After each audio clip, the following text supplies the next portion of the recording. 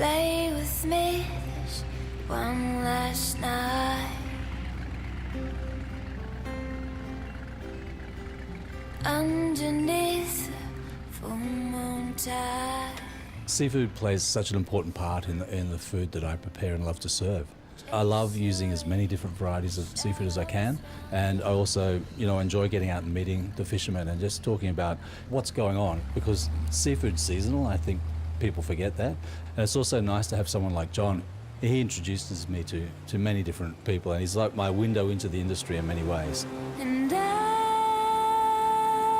just want you. We are lucky in Australia in that we get the opportunity for you as a chef from the city to come and sort of spend time on the water, meet the fishermen, have a look at what they're doing, understand what they're doing, understand the sort of culture of their production. And we do have that luxury of being able to look at the next generation of food production, and not just from an environmental perspective, but also from a cultural perspective and from a culinary perspective, and that's a really important part of the whole process.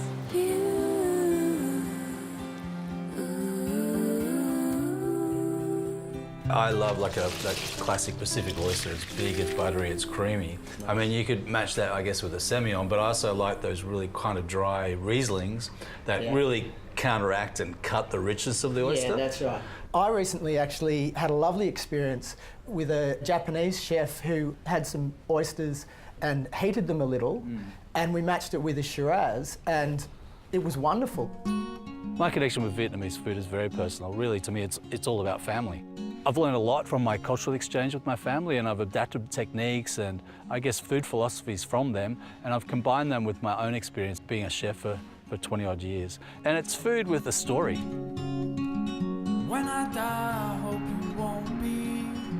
As a chef, I think it's important for me to get out and see where my food comes from, and I really love getting out to Cabramatta and catching up with Thai and being immersed in the Vietnamese community out there.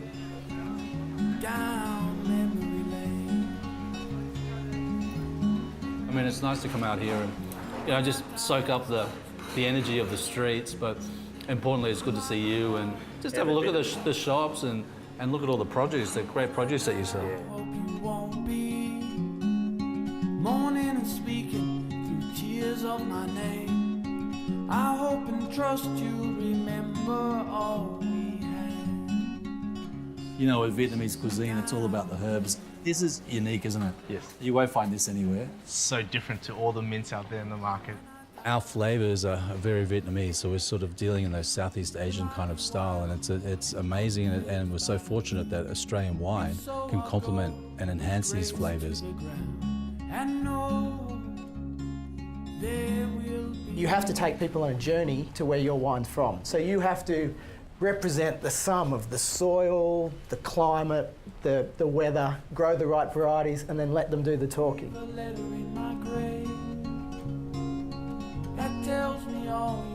With Australian food and wine, I think we're heading in a great direction that way, where both the produce on the food side and the variety and region on the wine side are doing the talking.